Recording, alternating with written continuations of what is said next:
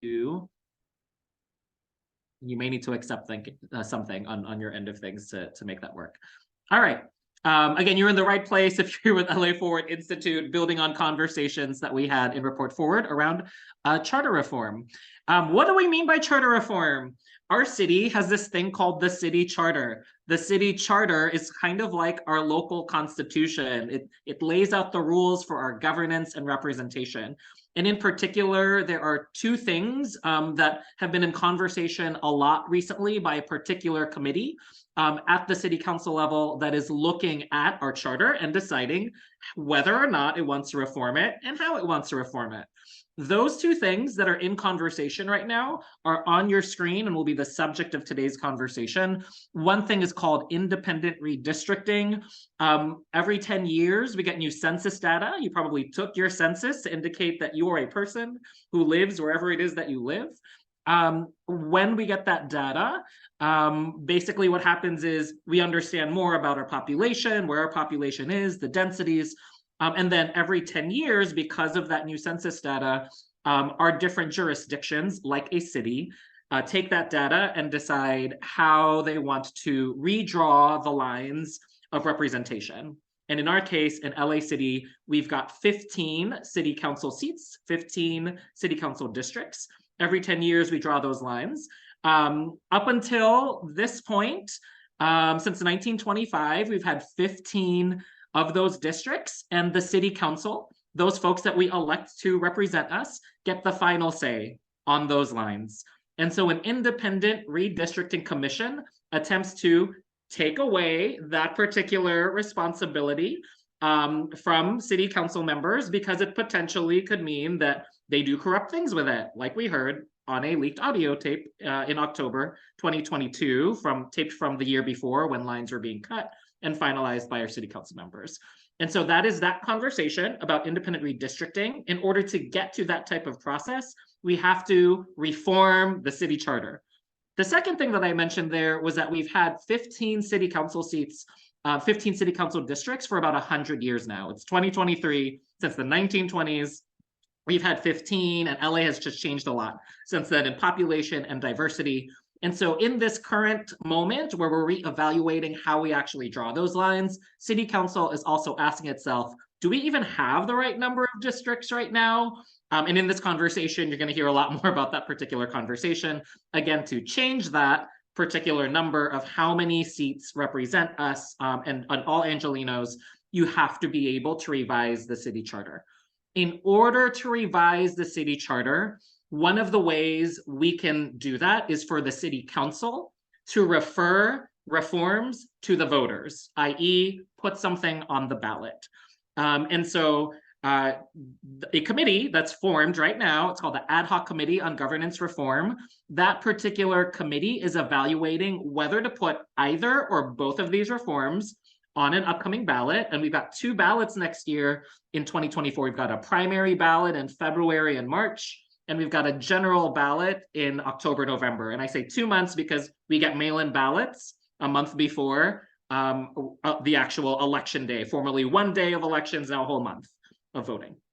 So they're deciding whether or not to put any of these reforms to voters and in what form those reforms would take.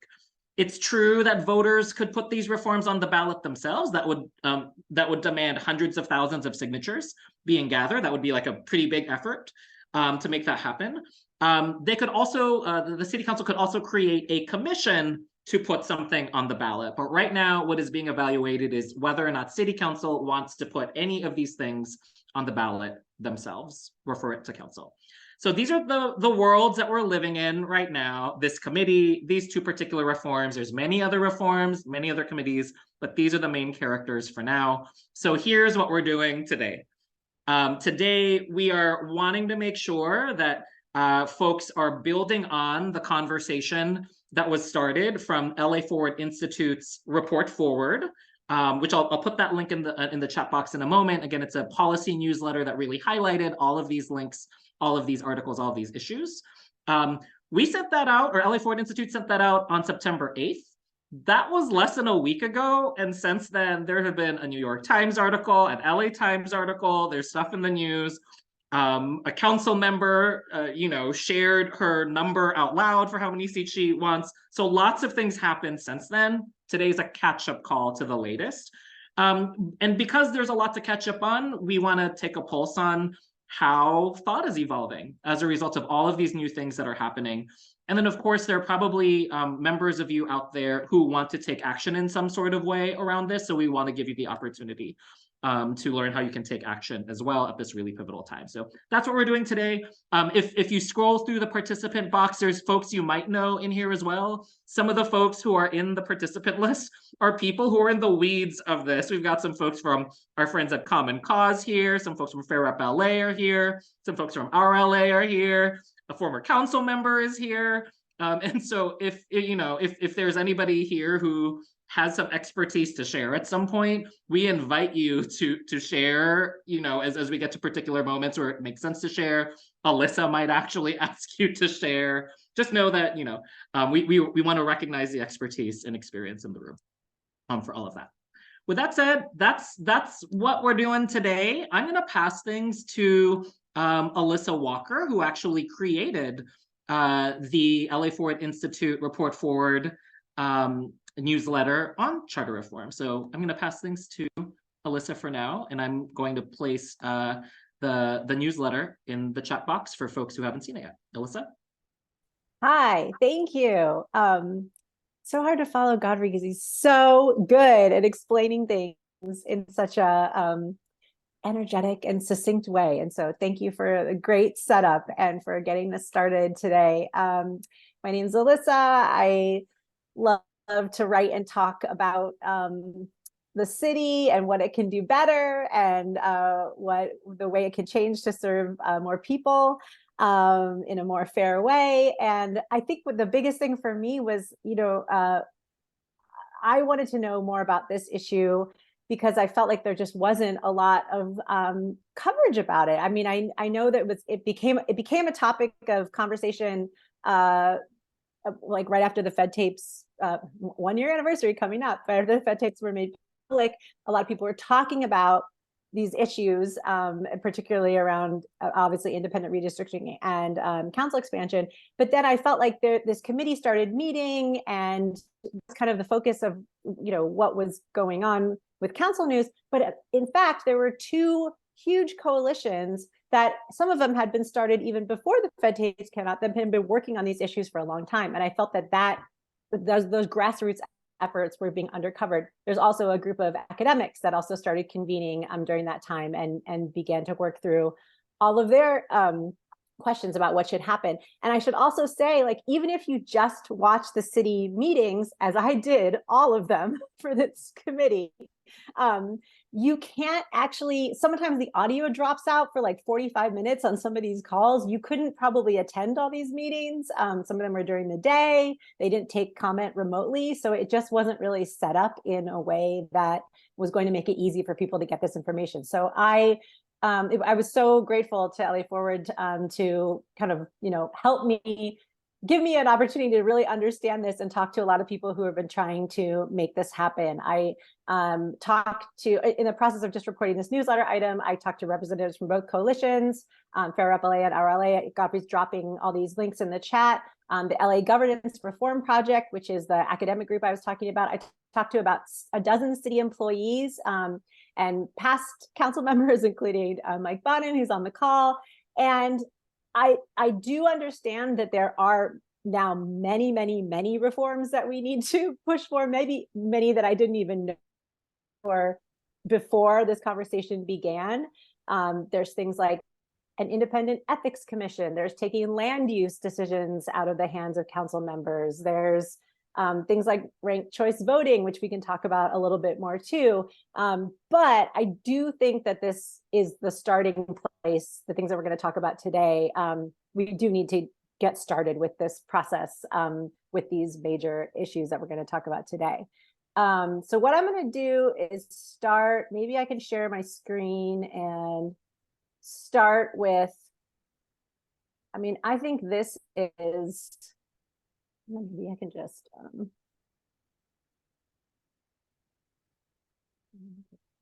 think I can just share my screen and do Share screen. There it is.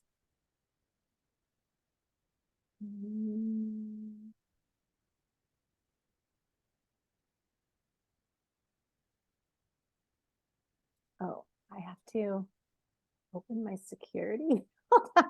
Let me know, Alyssa, if there's anything you want me to share, and I can share on my end. I can share that chart, the first chart that just shows the numbers from the story. Yep. I don't know why it's making me like, it's like your security preferences do not allow you to do that. Yeah, just scroll down to it and you can zoom into it. That'll make it easy. Yeah. So this is the little newsletter piece that I wrote. Okay, this. So for people who are just new to this issue, and again, so many of you on here have been, bringing this to our attention for a long time. It's like vaguely knew the numbers, but I didn't know how bad it was. And if you look at this chart, we are an outlier in every sense. And that's not only because of the number of residents per elected official chart. You could see us like we're heads and shoulders above everyone else when it comes to how many people that are represented by an elected official. It's also the same at the county. So even if you go above LA City, right, there's a bunch of California counties that have bigger ratios than that, and then LA County is actually also the worst when it comes to counties. So we're doubly underrepresented, I guess. I don't know exactly what the right phrase is. We keep talking about how do you describe it, and it's basically that we are an anomaly in every sense of the word. So one thing that you would just want to say is what Godfrey was talking about, like all these other cities have a plan in place to either change their representation based on population, which is how we do almost everything else that we the way that we vote, and we just have decided not to. We think that we're somehow an exception, and it hasn't really worked out for us so well up until now.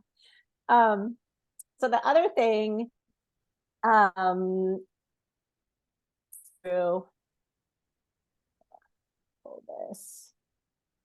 So the one thing that is also really important to know is that even though you will hear about members picking a certain number, say for what the council should be expanded to, you've heard a lot of conversation maybe about like, need to go bigger than 15, but what about like 17, 19? We finally have had some people saying things like 23, 25. And I want you to look at some of the polling that's been done that shows like how ready, how much further ahead I think the constituents are in LA than some of our own elected officials who will be pushing for this. This was the Fair Up LA poll that was conducted. And it is astonishing by FM3 Research, I should mention, that was just released last month. And you can just look at how eager people are for change. I mean, look at this, like broad majorities of people that were polled across all demographic groups, across all ages. I mean, there's not a single under 50% here that aren't asking for these changes. And I will also say, since I brought up ranked choice voting before, to me, looking at this too, I really do think that ranked choice voting, again, where we are an outlier among many big cities, should be something else that we should be really discussing as part of the reform that's happening right now. This was astonishing to me. I think this was like, this shows a hungry appetite for the things we're talking about. And there's another poll, the cause poll that was conducted by Strategies 360 in late 2022. You can see how some of these top lines are really breaking down when you explain the issue even further to people, like when we give you more information, people actually respond even more favorably. And the questions here are really interesting about like who feels represented by the current council. And you can see across the board that I'm just going to read this one here. So 2/3 of Black Angelinos favored expansion after hearing pro-con messaging, along with approximately 3 out of 5 Latino, Pacific Angelino and white Angelinos. So less than half of Asian Pacific Americans feel represented well. And that also shows that we are just not doing a good job with the numbers of council districts that we have now. And what was also very interesting to me is because of the modeling done by these groups, they specifically looked at that, the groups that were most underrepresented by our current council districts.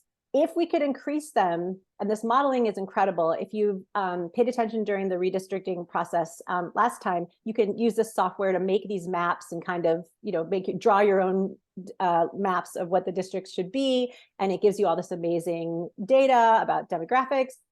So this is showing you that there's a sweet spot between 23 and 31, where you are potentially going to give those voters these pluralities, meaning they would have their constituents would be overrepresented, would be correctly represented in these districts. And if you go above 31, though, it starts to dissolve, it starts to break apart. And that was really interesting to me as well, that we're just using like science basically to say, to solve this problem. And it's just the regular modeling that's been done is really impressive. And Godfrey could talk more about that later. And then also the other proposals that have been on the table is one that came from the Los Angeles Governance Reform Project, the academics, that you might have seen that covered in recent stories. They have kind of a twist on that, which would be 25 members, but 21 would be elected in the council district plus 4 at-large reps, which would be, they could either be just completely at large, they could be like a north, south, east, west at large. Cities like Houston and Philly do this, but there's been some questions about whether or not California Voting Rights Act allows this type of hybrid approach. But again, it's something very interesting to talk about.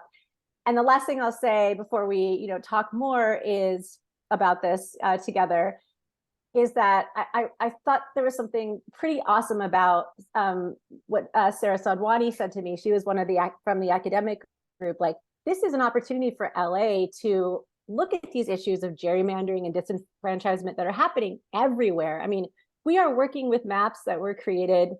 We are working with a system that was created in 1924. Like, a lot has changed since then. It's been 100 years, and we have we're lagging on this, and we could have a chance to address some of these issues that every community in the United States is facing. Like, we have a big role to play in how democracy is decided in this country. And so why wouldn't we aim big and try something really innovative that can, launch us into the future instead of looking back at the past?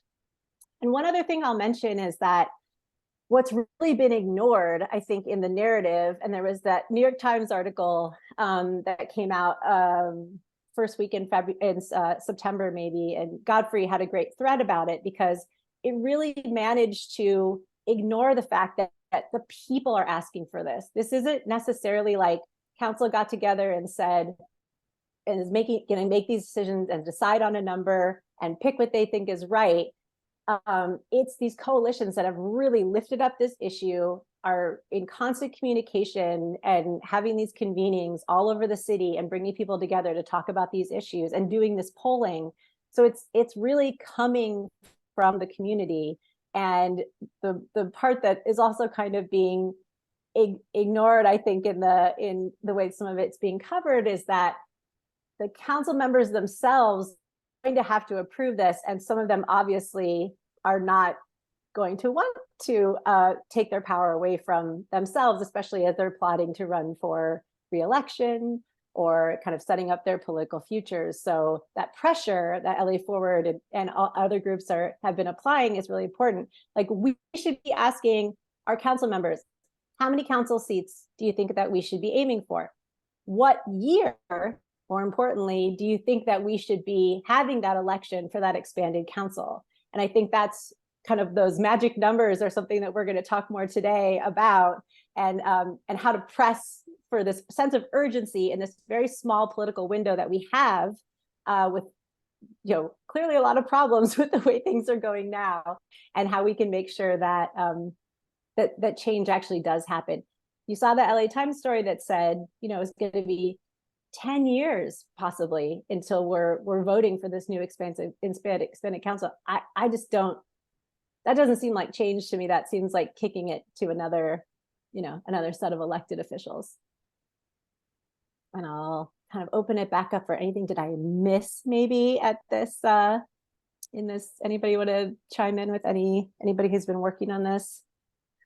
I will also say that there's been some recent news just in the last few days. The part about we might be forced to do independent redistricting without any choice that we have, because the state is going to require it due to bills, one of which is going to the governor's desk. So we probably don't have any choice in that. And the other thing is, once we knew that those maps were corrupted from the first time around, or from the last time around, the Rob Bonta, our Attorney General, might decide that we have to do new maps right away. So it might not even be up to, the council to set the timeline. We might be forced to do this much faster than that 10-year timeline that's been floated around. And to give folks, thank you so much, Alissa, for really synthesizing so much of what has come out about all of this, both at LA Forward Institute's Report Forward report on Friday, but even now, I'm just catching everybody up on this call. Here's how we're going to spend the next half hour or so. We're going to highlight a couple of opportunities for folks to be able to voice their opinion and take action. Should you want to, should you be agitated about any of the things Alissa just presented at the table?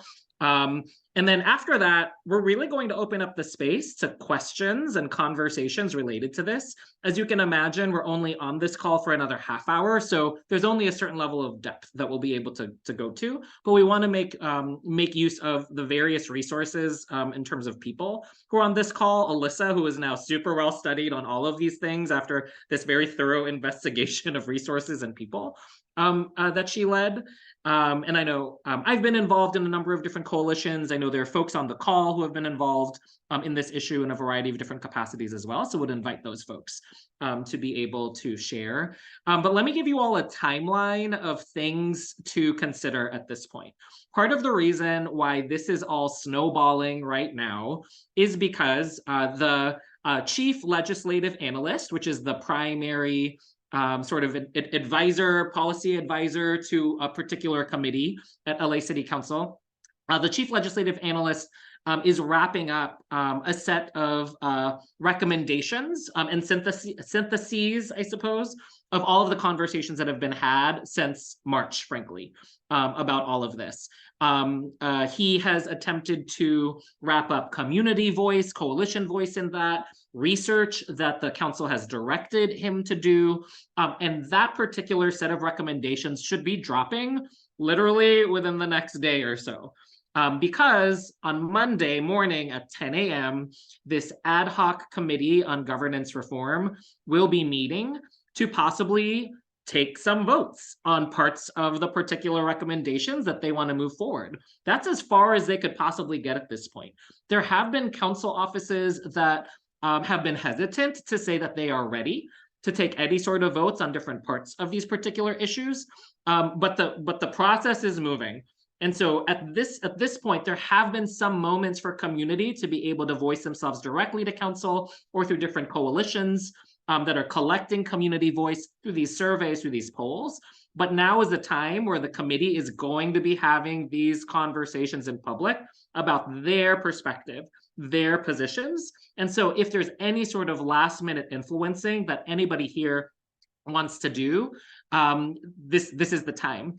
So what I'd love to do actually is pass things to David Levitas, who is LA Forward's executive director, to present a couple of stances that LA Forward is actually going to be taking and encouraging the public to be able to make known. So David, I think you are here. I just want to find you so that I can spotlight you.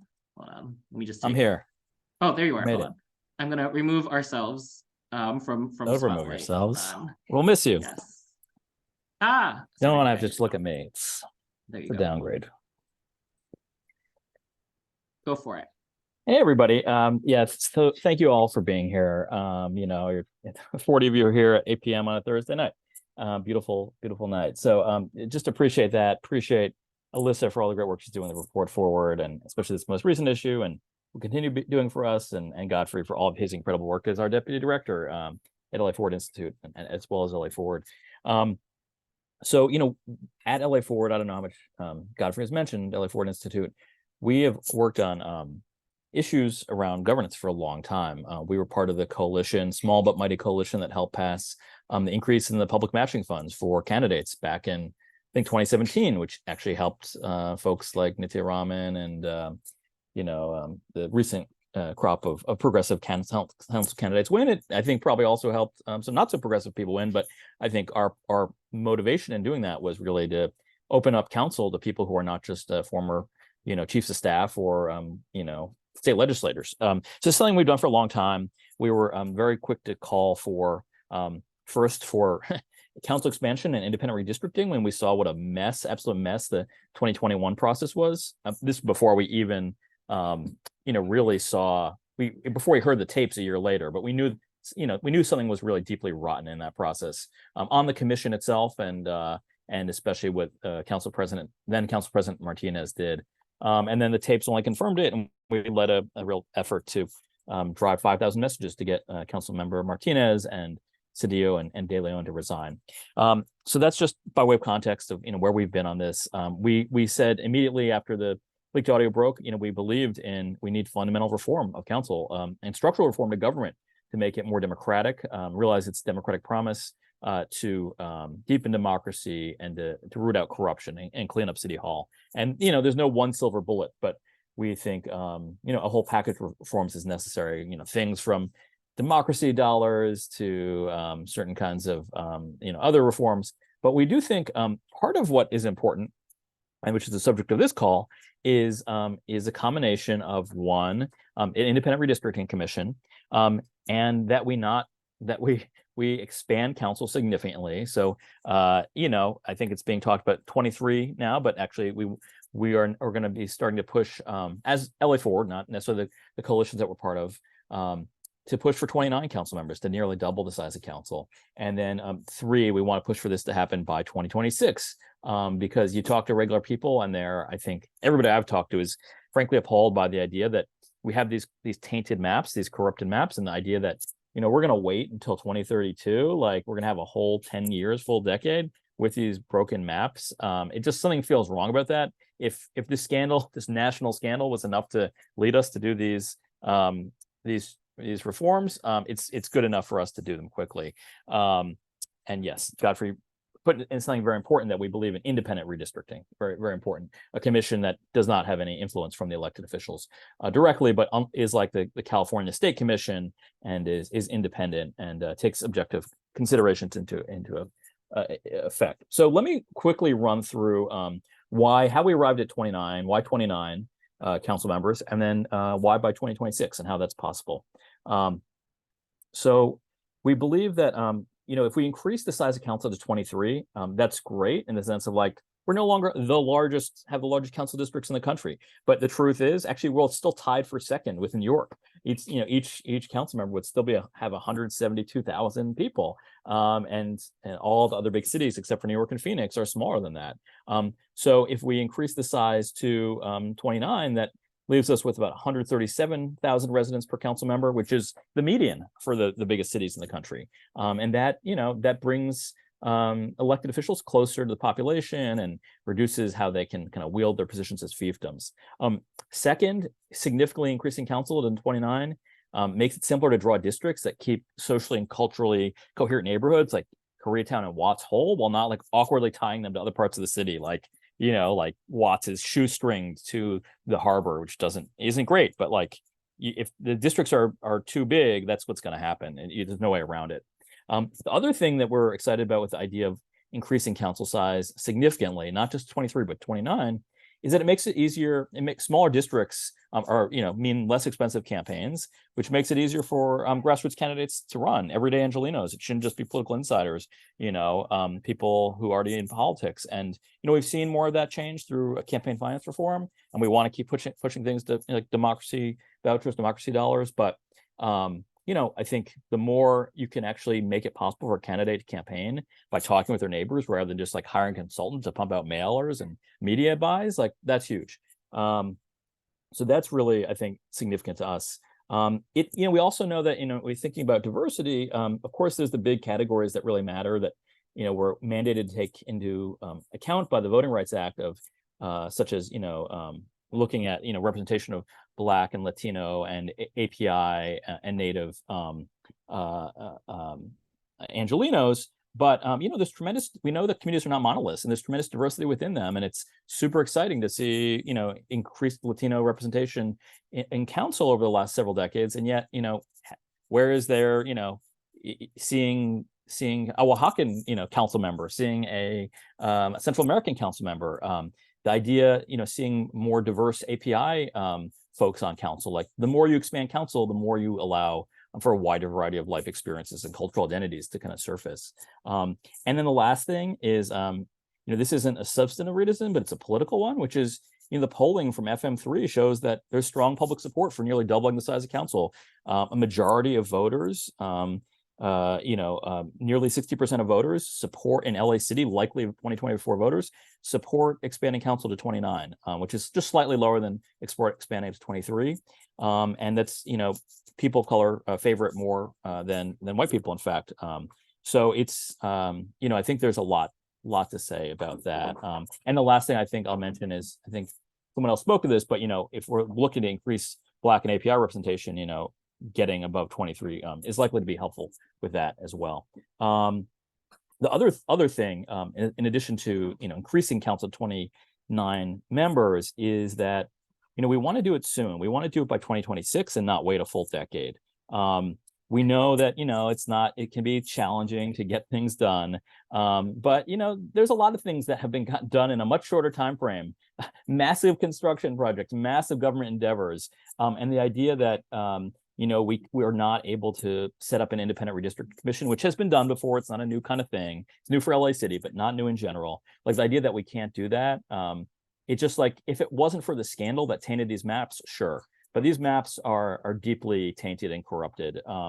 And so we think it's important to, if we're going to be responsive to public outrage, that we move quickly. If you think about how can we do this, how can we get, the independent redistricting commission as much time as possible? One way to do it would be, frankly, if council were to put the independent redistricting charter amendment on the March ballot, and that would buy 8 extra months. And then the council expansion, which is a separate charter amendment, could go on the November ballot. And so, we could start seeing a charter commission set up, independent redistricting commission set up before we even know exactly the number of new seats that we might have. So there's that. And then we also know that the census. We have the census data. It's not delayed like from 2021.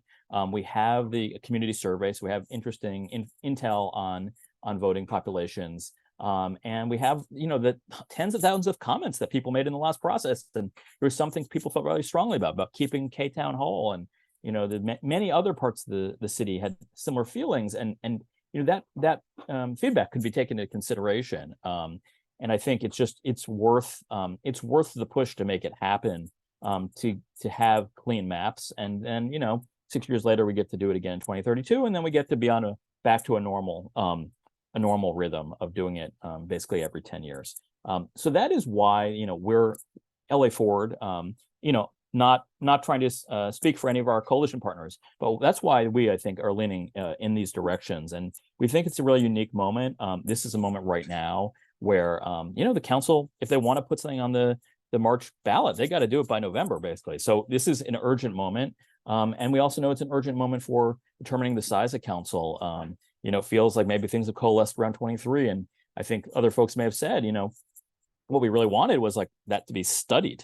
We wanted the 23 to 31 range to be studied and more closely. And, I think that wasn't heard. It was like, oh, 23. Okay, sure. So, we think there's a lot of reasons for 29, but further study is warranted. And, if we can get a really good independent redistricting commission proposal with, without too much political influence, with, the ethics commission overseeing the city clerk, really a clean process set up, outlined and put on the March ballot, then we'll have some more time to talk about what the ideal number should be. But right now we think, closer to 29 is better than 23. And we think a lot of reasons for it and a lot of support out there. So I'll turn it back over to Godfrey.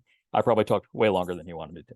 No, that was exactly what I was hoping you would set up, David. Thank you so much for that. And so if anything on the call that you've heard so far tonight, either from myself, Alissa, or David, or anything that you're reading about in the chat box has moved any of you into action, what I'm actually going to show you on the screen are ways in which you can move from thought and agitation into action.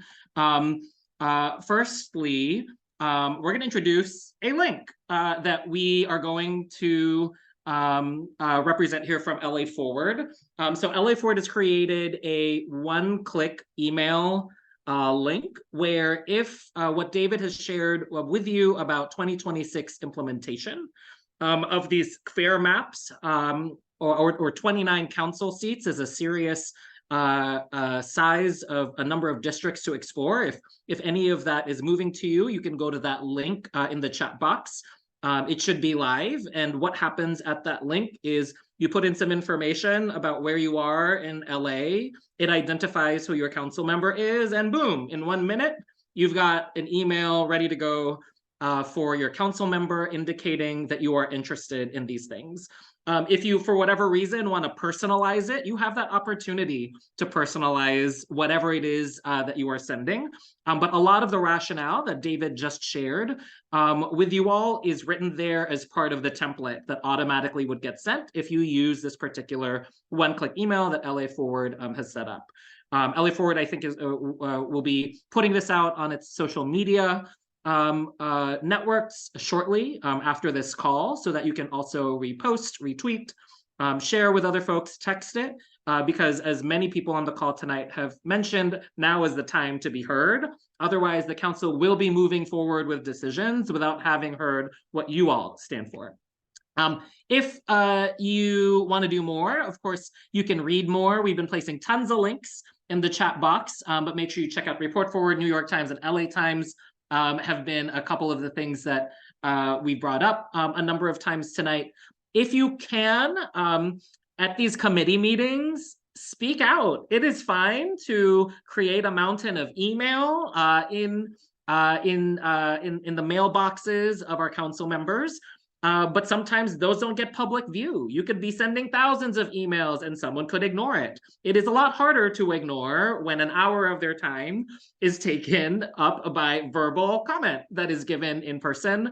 What is hard about giving comment during committees is that earlier this year, the city council made the decision to remove telephonic feedback there, i.e. you cannot call in to give your comment. You cannot Zoom in to give your comment. While you can watch everything happen afterwards and later on, and you can see what happened and hear what happened, the only opportunities to give comment verbally are actually in person.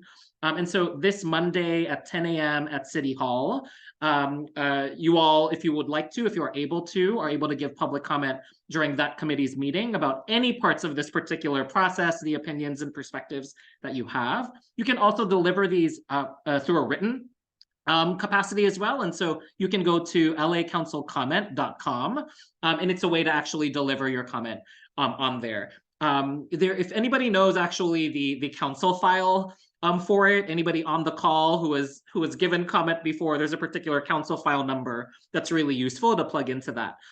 Jason, the meeting is, thank you so much, Nikolai. The meeting is on Monday at 10 a.m. at City Hall.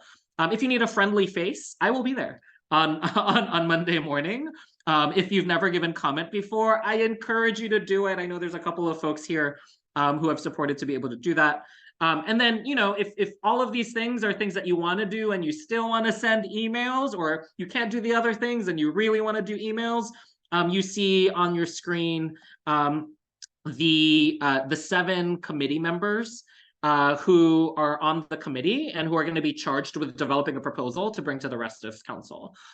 You see that they have slightly different email addresses each, but all of the suffixes are at lacity.org. So if any of these folks are folks that you are wanting to reach out to and share additional perspective with by email, those are their email addresses. So those are ways you can take action. But again, we have about 15 minutes left on today's call in case folks want to raise their hand for any questions that they may have about any of these actions that you can take, the process, different conversations that are happening out there. I also invite folks who have been leaning in to all of this. If you're on any coalitions, if you've been doing any sort of research around this, would invite you to chime in as well. I'm seeing one question in the chat box. Alissa, go ahead. I was going to say that there's a really good question about the two different bills that are, as you know, at the state, they're now sending bills off the floor to the governor to get signed. One of the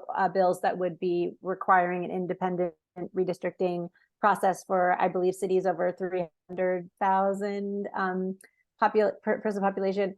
That's by Isaac Bryan, one of our local assembly members. That one looks headed to be signed by the governor, but there's another one. And I wondered if anyone from Common Cause wanted to talk about the difference of those two bills and how they might affect our outcome here, as that would basically push us into doing an independent redistricting process. Or anyone from any of the coalitions, but Common Cause is just who I thought might be tracking this very closely. I don't know if Godfrey has the power to give someone a voice if they would like to speak. Yeah, folks are definitely, if you just want to raise your hand if you do want to speak and answer any of the questions, feel free, but don't want to put anybody on the spot as well if folks are not comfortable sharing tonight, or if other things are happening around you during the Zoom.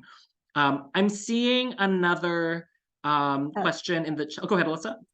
Yeah, I was just going to say Jason's question. Sorry, I'm talking over you. I don't know why. It's like Jason's question also is the whip count, like where do council members stand currently? And I think this is a really good question, because we should probably compile some kind of chart. I wanted to make like a leaderboard, like who like which council members are what's their number, they're like, are they 29 by 26, are they, you know, doing something, are they picking a different number?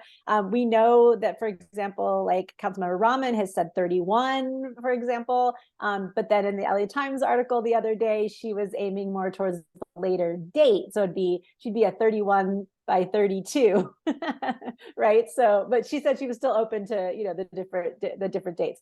But you know, Kukurian, we know, said 23 on the floor. At your council, I mean, at your candidate forum the other day, Heather Hutt said 5. Is that correct? 25. 25. So we do know, we do have some of their numbers. But yeah, you should ask them. You should ask them constantly. And in terms of like other things that they will need to vote for, right? Because the choices here are not just about the council size. Those are 3 folks of the 7 who have articulated a specific number. Some of the other folks have not necessarily specified a number, but have articulated hesitation to expand, or hesitation to expand too much. And I think for some of our more conservatively thinking numbers, I suppose, from the council members, some of them might be nervous about even the 20s in terms of council size. And so, you know, hearing David talk about 29 is a push for some of our council members who are not close to there right now. They're also voting, in addition to council size, again, they're voting for when to have this implemented by, as Alissa mentioned, with Councilmember Rahman's thought, and is documented in the LA Times, that like she's leaning toward a 2032 type of implementation. Right now, none of the council members have articulated fast timelines.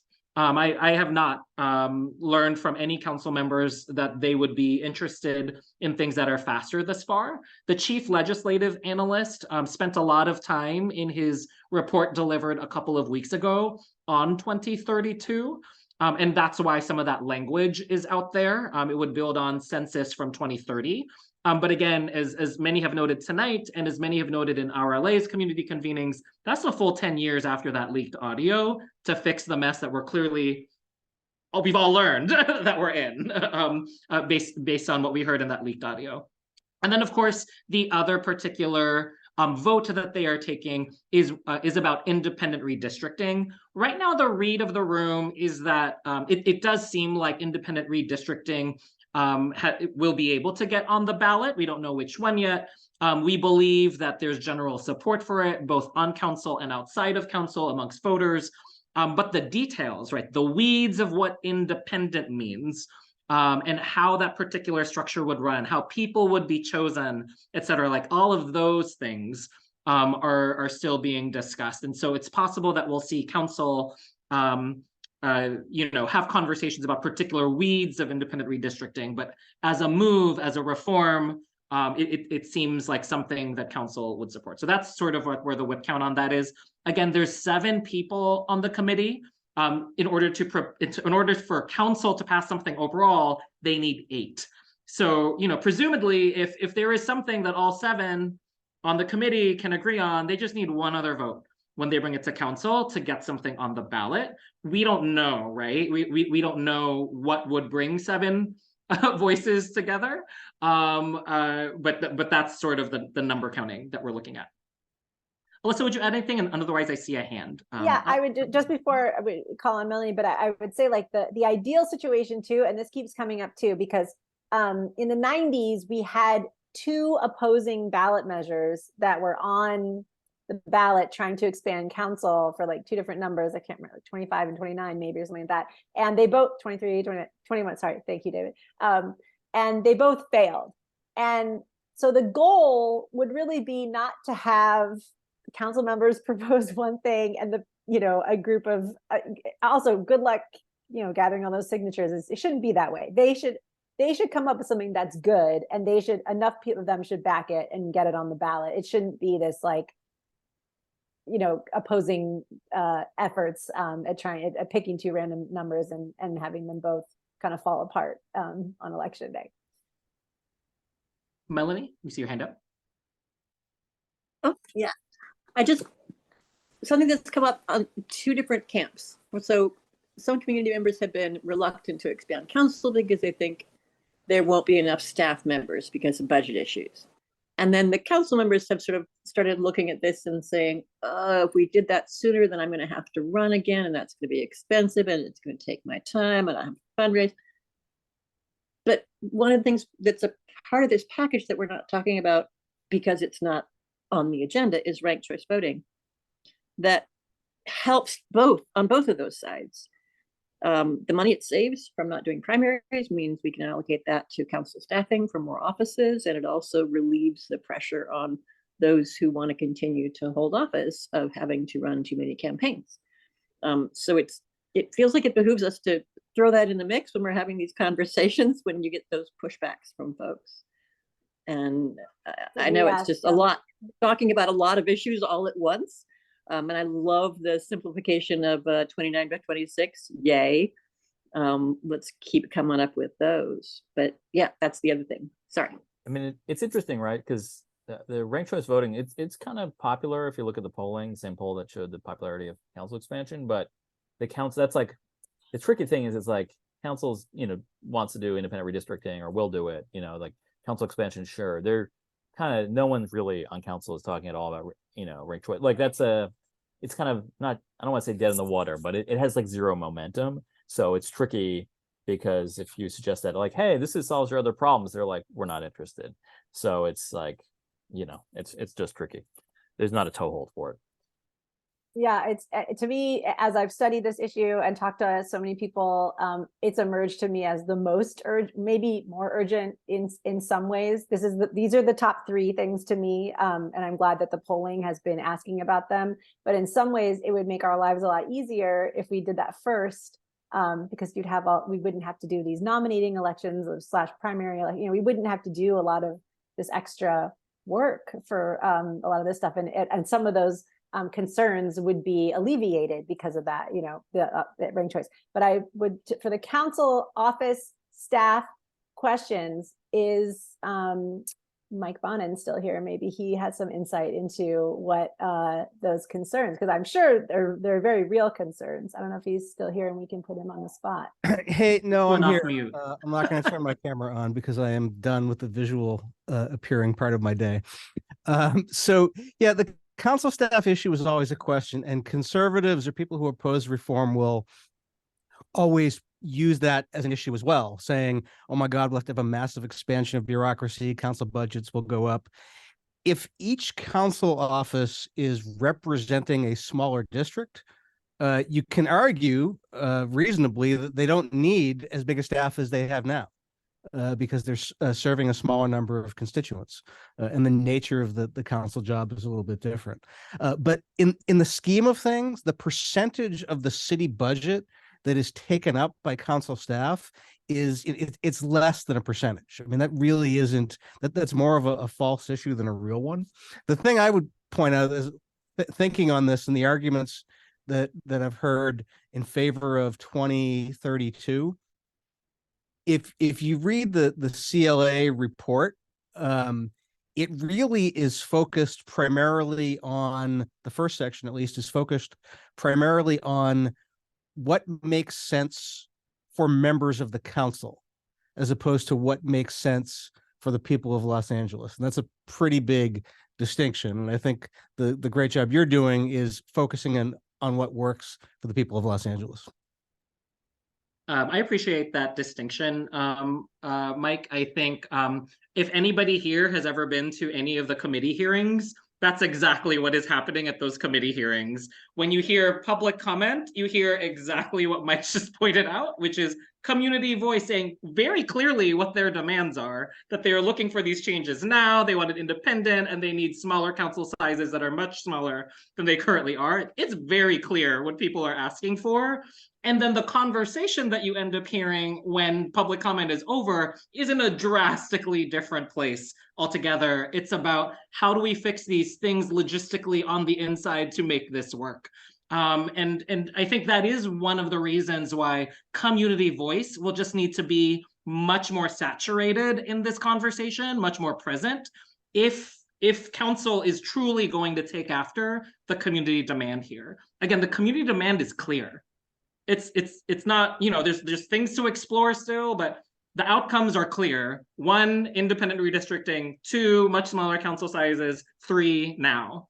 That's it. I think we're getting caught up in a lot of figuring it out, like the weeds of council's feelings about it, their political lives after it, the structures that need to adjust to it, as opposed to community just leading the way on this. So if any of these things are things that folks here feel strongly about, again, here's your way to get a hold of your council members. Celine asked, any suggestions for community impact statements for neighborhood councils? That might be a way to go here. I know that Fair Rep LA has had some pretty strong relationships with neighborhood councils here. So I'm curious if anybody from Fair Rep wants to connect Celine to that particular effort, or maybe David could help draft some things. LA Forward is also putting together a coalition, an organizational sign-on letter to show that there are entire organizations of Angelenos who would be interested in exactly the 3 things we're talking about here tonight: independent redistricting, council size expansion now. So you can take all of those actions, and we'll keep folks up to date on actions as they come up. I do want to preview, I know we're coming down to the wire here for our half hour of conversation after our half hour of foundation setting. One of the ways you can influence the future of Los Angeles, regardless of how this particular conversation turns out, is by plugging into local elections. Next year in 2024, Angelenos will be filling the seats of all of the even number districts. And LA Forward Institute has been hosting a number of different council candidate conversations that are nonpartisan, non-endorsing. Every single person who has filed in the races for Council District 2 and Council District 10 had been invited and offered the opportunity to share more about the perspectives on issues important to LA Forward Institute community members. And so this upcoming week, you're going to have the opportunity to learn more about candidates in District 4 and District 14. Of course, District 4 has an incumbent in Councilmember Rahman, who we've talked about tonight. And so as we talk about this evolving issue, you'll get the opportunity to get a chance and hear what a sitting council member thinks about all these different issues that we're asking about on that call. And then, of course, District 14 ties into all of this because the current sitting council member on District 14 is one of those folks who was caught on the leaked audio creating these districts and lines that have prompted so much of the urgency around independent redistricting and council expansion.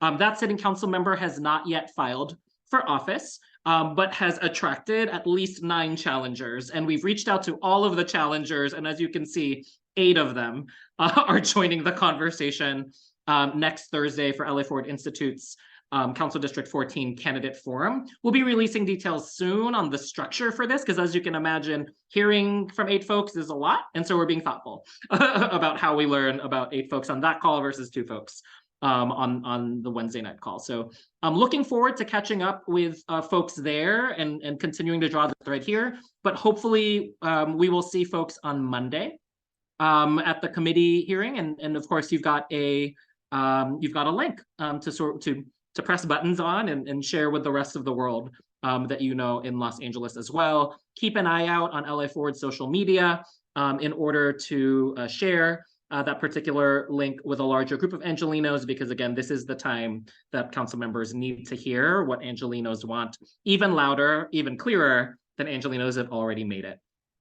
So that brings us to time tonight. I really want to thank Alissa for taking the time to study and become an expert in all of this over the last many months, and find ways to synthesize it and bring links together, both in the LA Forward Institute's newsletter, Report Forward, but also tonight, as more and more links and articles get generated about this. And then thank you all tonight, those of you especially who participated, but also everyone who thought that it was worth their while on a Thursday night to spend an hour on all of these particular topics. So with that, I'm going to stop our recording.